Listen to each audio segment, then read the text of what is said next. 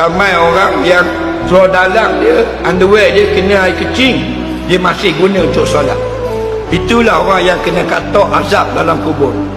Ada dua kubur Nabi jumpa, Nabi berhenti, sahabat pun berhenti. Nabi kata innahuma yu'azzabani wa ma yu'azzabani min kabir. Kedua mayat ini sedang kena azab, bukanlah azab dosa yang besar sangat pun.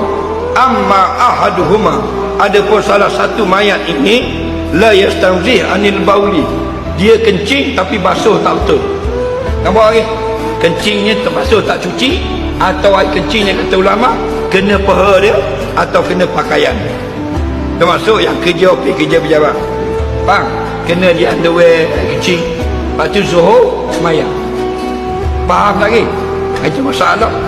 Dan ada hadis yang lain Nabi kata tanazzahu anil bauli fa in amata azabil qabri minhu, basuhlah betul-betul daripada air kencing kamu, kerana ramai yang kena azab dalam kubur sebab kencing.